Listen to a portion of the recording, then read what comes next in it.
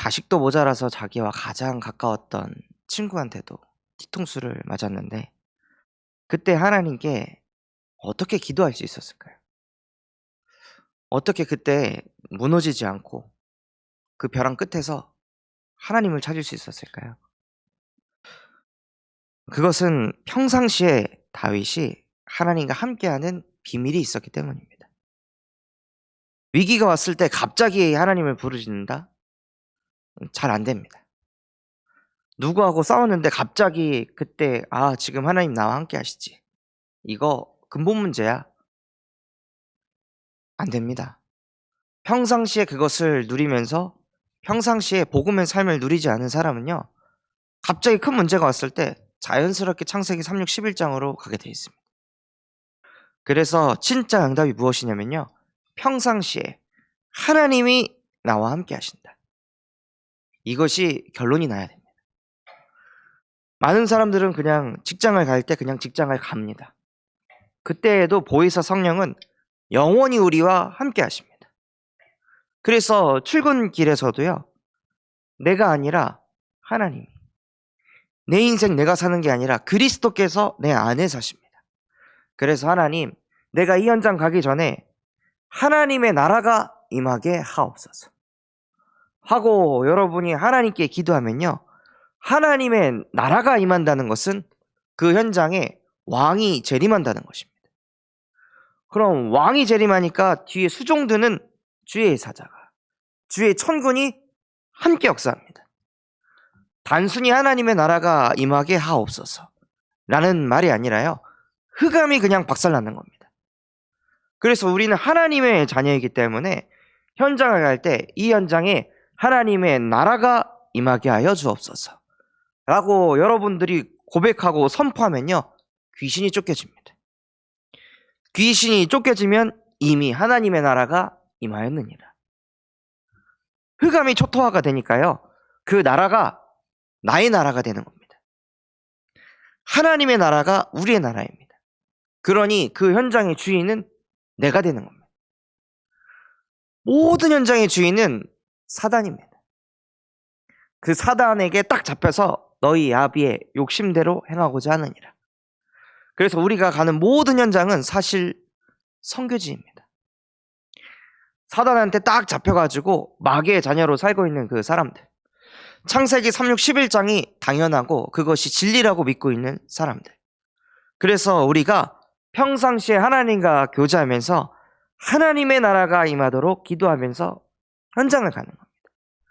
그러니 당연히 우리의 배경이 보좌에 있기 때문에 갈 때마다 나도 모르게 힘이 나는 거죠. 그냥 지쳐가지고 꾸역꾸역 오늘 금요일이다. 오늘만 고생하면 내일 쉰다. 이 생각을 가져가잖아요. 그럼 똑같이 창세기 6장 가지고 현장 가는 겁니다. 모든 사람이 그렇게 생각하잖아요. 금요일 내일이면 이틀 쉰다. 다 육신 중심으로. 근데 우리는 현장을 쉬러 가는 게 아닙니다. 경제를 얻으려고 가는 게 아니라 정복하러 가는 겁니다. 번성하러 가고 다스리러 가는 것입니다. 근데 그게 언제 가능하냐? 복음 집중할 때. 나에게 집중 안 하고 현장에 집중 안 하고 그리스도에게 집중할 때. 여자의 후손이 오셔서 우리 현장에 뱀의 머리를 다 박살내셨습니다. 하고 언약 붙잡고 현장으로 갈 때요. 힘이 나기 시작하는 겁니다. 하나님 떠나가지고 저 사람들은 오늘도 자기를 말합니다. 오늘도 자기 편한 대로 자기가 유익한 대로 일을 하려고 합니다. 머리를 굴립니다. 다 보입니다. 어떻게 하면 자기를 드러낼까? 어떻게 하면 조금이라고 어떻게 하면 많은 경제를 다 가져갈까? 계속 머리를 굴립니다. 근데 그거 보고 갈등하면 저희가 지는 겁니다. 당연한 겁니다. 창세기 3장 출신. 하나님 떠나 너희 아비의 마귀의 욕심대로 행하고자 하느니라. 그들도 어쩔 수 없이 그렇게 살 수밖에 없습니다. 그래서 그들에게 하나님 여자의 후손이 필요합니다. 여자의 후손이 오셔서 뱀의 머리를 박살내셔야 됩니다. 하나님 압살롬도 아히도벨도 그리스도가 필요합니다. 그래서 다윗이 하나님께 부르짖습니다. 하나님 제발 나에게도 은혜 주셨으니 저들에게도 은혜를 주시옵소서. 다른 기도가 나오는 거죠. 판단하고 정죄하는 것이 아니라 진짜 내가 어떻게 너희를 키웠는데 이 생각을 갖는 게 아니라요. 하나님, 은혜 좀 주세요. 저들한테 은혜 좀 주세요. 왕의 자리 가져도 아무것도 아닌데 사람들에게 인정받고 사람들에게 칭찬받는 거 그거 아무것도 아닌데 배설물인데 저게 모든 것이라고 생각하는 저 불쌍한 영혼들에게 하나님이여 은혜 좀 베풀어 주시옵소서 하고 다윗이 부르짖습니다. 벼랑 끝에 서서 흑암을 박살냅니다. 그게 진짜 복음의 삶입니다. 복음을 이제 저희가 듣기만 하는 게 아니라 현장에서도 실제 복음을 사용하는 겁니다. 나의 선택 하나하나가 정말 사람을 살리는 삶. 누가 봐도 저 인간은 진짜 욕 먹어도 싸. 저 영혼은 저렇게 무너져도 괜찮아. 라고 하는 영혼조차도 진짜 그리스도의 복음으로. 왜냐하면 그리스도께서도 내가 아직 죄인 되었을 때 십자가에 못 박혀 죽으시면서 나에 대한 자기 사랑을 확증하셨기 때문에 그리스도께서는요 모든 영혼을 다 살리셨습니다. 십자가에 못 박혀 죽으실 때 그 옆에 있는 그 죄수가 주여 저도 구원을 받을 수 있습니까? 평생을 죄인처럼 살고 평생을 쓰레기 같은 인생을 살았는데 지금 이 순간에도 나도 구원받을 수 있습니까? 당연히 구원받을 수 있다고 했습니다. 죽기 직전에도 예수님에게 찾아가가지고 저 같은 인간도 구원받을 수 있습니까? 하니까 당연히 구원받을 수 있다. 라고 말씀하시면서 그 영혼을 구원하셨습니다. 그 예수 그리스도께서 우리와 함께 하십니다. 어떤 영혼도 선입견을 갖지 않고요. 모든 영혼은 하나님 떠난 인간. 모든 영혼은 하나님 떠나서 죽어가는 영혼. 그래서 너희의 복음이 필요하다. 그래서 인자가 이 땅에 온 것은요. 섬김을 받으려 함이 아니라 도리어 섬기려 이 땅에 오셨습니다. 그분이 우리와 함께 하시기 때문에 우리도 현장에서 섬기는 겁니다. 은혜로요. 내가 이렇게 섬겼는 데가 아니라 은혜로. 내가 더 많은 직원들보다 수고했으나 이 모든 것이 하나님의 은혜입니다. 오히려 울어야 됩니다. 오히려 감사해야 됩니다. 사람들은 착각합니다. 자기가 열심히 공부해서 1등이 됐다고. 완전히 나중심인 겁니다. 1등이 어떻게 존재할 수 있을까요? 1등은 꼴찌가 있기 때문에 1등이 존재할 수 있습니다. 내가 이렇게 똑똑한 사람이야. 똑똑하다는 걸 어떻게 알 수 있죠? 멍청한 사람, 부족한 사람, 공부 못한 사람이 있기 때문에 똑똑함을 누릴 수 있는 겁니다. 어떻게 성격 좋은 걸 알 수 있죠? 성격이 모난 사람이 있기 때문에 본인이 성격이 좋은 것을 알 수 있는 겁니다. 어떻게 부자가 존재할까요? 가난한 사람이 있기 때문에 부자도 존재하는 겁니다. 근데 사람들은 다 자기가 잘난 줄 압니다. 내 밑에 나보다 부족한 사람이 있기 때문에 내가 빛이 나는 건데 그걸 모릅니다. 그러면서 자기만 잘난 줄 압니다. 전 세계 모든 사람들이 다 똑똑하면 똑똑하다는 단어는 존재할 수가 없습니다. 전 세계 모든 사람이 잘 살잖아요. 그럼 가난이라는 게 존재할 수가 없는 겁니다. 이처럼 세상은요, 내가 잘나서 되는 게 아닙니다. 다 하나님의 은혜 속에서 되어지는 것입니다. 그래서 평상시에 진짜 하나님이 나와 함께 하심을 먼저 누리셔야 됩니다. 큰 문제가 왔을 때, 어려움이 왔을 때, 갈등이 왔을 때 하나님께 집중하기 이전에 지금, 오늘, 매 순간순간마다 하나님이 나와 함께 하십니다. 이것을 가지고 항상 끝을 내시는 겁니다. 그래서 그 직장 생활을 한창 할 때 출근길에 하나님이 지금 나와 함께 하시죠. 오늘 내가 현장 가면 오늘은 무엇을 저한테 가르쳐 주실 거예요? 오늘 현장 속에서 저는 어떤 직원들과 어떤 대화를 하게 될까요? 하나님 그 대화 속에서도 나를 드러내는 것이 아니라 하나님의 영광만을 나타낼 수 있도록 나에게 지혜를 주세요.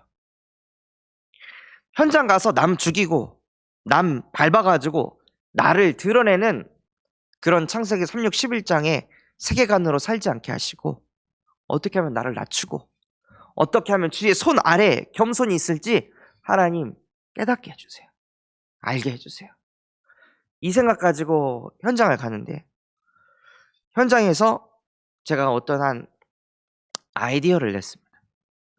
그러니까 회의가 끝난 다음에 기획자분이 오셔서, 너는 개발자인데 왜 네가 아이디어를 내냐?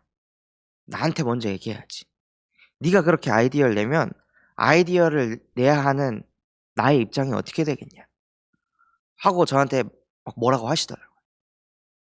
근데 가기 전에 계속 그 기도를 쌓아놓으니까 억울하지가 않는 거예요. 그렇구나. 아, 이 사람 입장에서는 좀 곤란할 수 있겠구나. 그럼 다음부터 제게 아이디어가 생기면 당신에게 먼저 얘기하겠습니다. 해서 또 아이디어가 생겼을 때 얘기했어요. 그랬더니 그분이 회의하는 시간에 마치 자기 아이디어인 것처럼 얘기를 하더라고요. 그래서 막 대표님한테 인정받고 막 칭찬을 받는 거예요.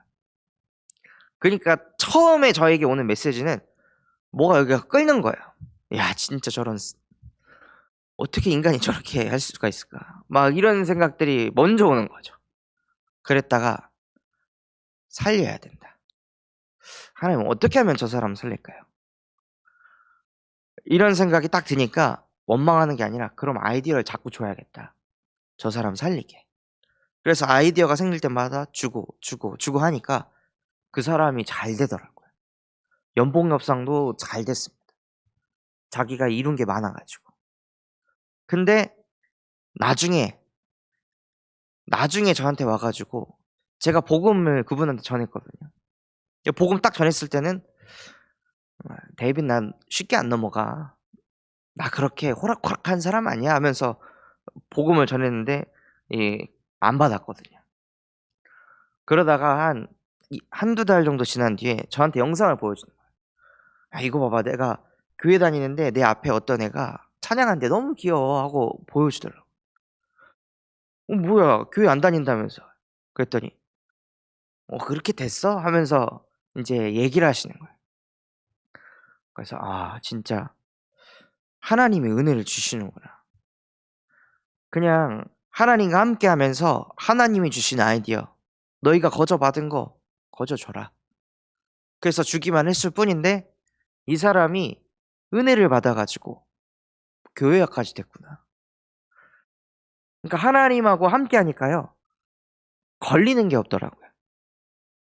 넘어질 게 없어요. 오히려 어떻게 하면 하나님의 영광을 나타낼까?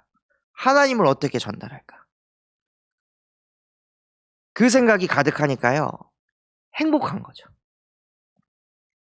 그리고 교회해야 된 그 모습을 딱 보고 제 마음에 오는 게, 야, 진짜 그냥 나는 하나님과 함께 할 뿐인데 뻗어가는구나. 내가 마음 복의 근원이 진짜 되는구나. 하나님이 나를 복의 근원 삼았다고 말씀하셨는데 진짜 복의 근원이 되게 하시는구나. 그것을 보게 하시더라고요. 그래서 진짜 가장 중요한 게 무엇이냐? 평상시입니다. 평상시 내가 하는 그 작은 선택 하나하나가 하나님이 원하는 선택이십니까? 하나님의 영광이 나타나는 선택인가요? 그것을 보면서 인도받으시는 겁니다. 그래서 그 때마다 내가 하고 싶은 선택이 올 때마다 내 인생의 주인은 내가 아니라 그리스도이십니다. 그리스도께서 내 안에 사신다면 그리스도께서는 무엇을 하시겠습니까? 하고 He is 스텝을 하시기 바랍니다. 예수님이라면 어떻게 인도받으셨을까?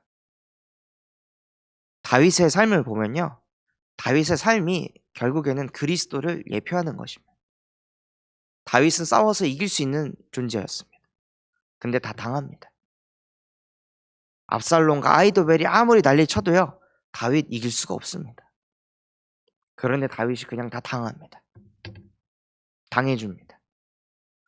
깨닫기를 바랬습니다. 그리스도께서도 십자가에 못 박히시지 않을 수 있었습니다.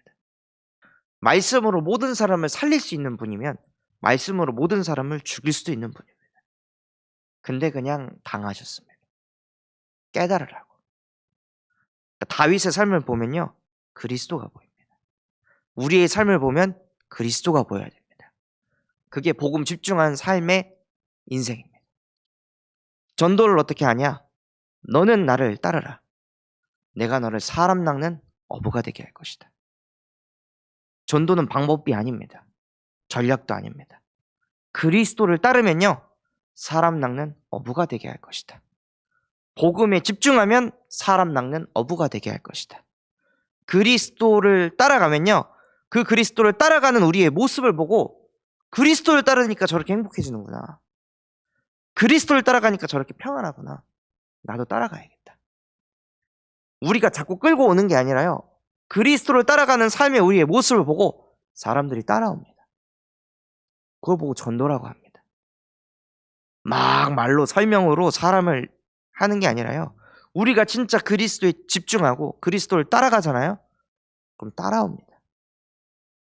왜냐, 인간은 자기에게 유익한 걸 갖고 싶거든. 모든 사람은 행복하고 싶어 합니다. 근데 주변에 행복한 삶을 사는 사람이 안 보이거든요. 마음이 평안한 사람이 안 보입니다. 다 자기를 말하고 자기 주장을 해요. 근데 진짜 우리가 복음 집중하면요, 따라오게 되어 있습니다. 그 복음 집중이 무엇이냐? 예배를 성공하시는 겁니다. 예배 성공이 무엇이냐? 예배 때 우리가 읽은 이 로고스의 말씀이 캐리그마의 메시지로 우리에게 선포가 되고 그 속에서 레마의 언약이 붙잡히는 겁니다. 그게 진짜 예배를 성공하는 겁니다. 그게 복음 집중 속에 있는 겁니다. 새벽 예배도 하고 수요 예배도 하고 주일 예배도 하고 여러 예배를 드립니다. 예배를 많이 했다가 중요한 것이 아닙니다. 그 속에서 하나님이 내게 주신 언약, 교회 밖을 나가서도 내 머릿속에 계속 맴돌 그 메시지, 그게 진짜 집중의 열매입니다. 그걸 가지고 모든 것 속에서 사고하고 선택하고 행동하는 거죠. 그때 다름이라는 게 존재하는 겁니다. 다르다. 이 사람은 다르다. 하나님의 영에 감동된 사람은 다르다. 그 하나님의 영에 감동된 증거가 뭐냐? 예배 성공입니다. 언약이 내 안에 있고 그 언약 따라 인도받는 겁니다. 감정을 따라가지 않겠습니다. 상황을 따라가지 않겠습니다. 내 수준도 따라가지 않겠습니다. 하나님이여, 내게 주신 언약을 따라가겠습니다 하고 정말 하나님께 부르짖으시기 바랍니다. 안 따라가줘도 부르짖으시기 바랍니다. 하나님, 언약을 주시옵소서. 부르짖는다, 무슨 뜻이죠? 언제 부르짖습니까? 내 생명이 위태할 때, 내가 절박할 때, 내가 진짜 답이 없을 때 부르짖는 겁니다. 하나님이여가 아니라 다윗은 분명히 하나님 하고 부르짖었을 것입니다. 제게 은혜 주세요. 저 은혜 아니면 안 됩니다. 저 좀 살려주세요. 진짜 보좌의 능력 아니면 저 안 됩니다. 하고 하나님 앞에 엎드려 부르짖었을 것입니다. 그 부르짖음이 우리에게 너무나도 필요합니다. 그래서 진짜 다른 것 의지하지 않고요, 다윗처럼 부르짖으시기 바랍니다. 그게 정말 응답입니다. 제가 한 제자한테 이야기했습니다. 무릎 꿇고 기도해봐라. 그냥 소파에 편하게 앉아가지고 기도하지 말고 무릎을 꿇고 기도 한번 해봐라. 무릎은 언제 꿇냐? 주인 앞에서 무릎 꿇는다. 누구한테 무릎 꿇냐? 내가 죄 지었을 때 무릎 꿇는다. 무릎을 꿇고 기도한다는 건 단순한 게 아니에요. 담임 목사님께서도 그러셨거든요. 기도를 다 편하게 한다고. 너무 기도를 편하게 한다고. 그래서 진짜 무릎 꿇고 부르짖으면 다르다. 하나님이 주신 은혜가 다르다. 절박하니까요. 심령이 가난해야 복이 있습니다. 애통해야 복이 있습니다. 의에 줄이고 목이 말라야 복이 있습니다. 그래서 진짜 부르짖으시기 바랍니다. 너는 내게 부르짖으라. 그리하면 내가 내게 응답하겠고 네가 알지 못하는 크고 비밀한 일을 내게 보일 것이다. 일을 행하시는 이도 여호와시고 그것을 만들고 성취하신 이도 여호와이십니다. 그래서 지금 이 시간 기도할 때 다윗처럼 하나님 하고 부르짖으시기 바랍니다. 그래서 그 부르짖음에 우리 하나님께서 우리의 기도에 유의하셔서 최고로 응답받는 참소망교회 모든 성도분들 되시기를 예수 그리스도의 이름으로 기도하도록 하겠습니다. 받은 말씀 가지고 합심해서 기도하도록 하겠습니다. 하나님, 정말로 평상시에 늘 하나님을 부르짖고 하나님께 기도하는 한 사람 되게 하여 주시옵소서. 누구보다도 하나님께 집중하게 하여 주시옵시고 그 복음 집중 속에서 복음의 삶이 나타나는 증인 되게 하여 주옵소서. 또한 237가 5천 종족에게 그리스도의 복음을 증거하시는 우리 류광수 목사님과 담임 목사님에게 성령 충만과 오력을 더하여 주시옵소서. 그럼 마음과 중심 담고 합심해서 기도하도록 하겠습니다.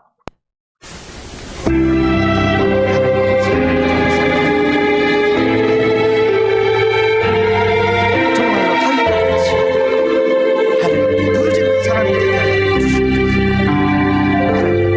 하나님, 나도 모르게 창세기 6장에 기도조차 다 편하게 다 쉽게 넘어가려고 하나님 그리스도께서 어떻게 하셨어요? 나를 위해 십자가에 못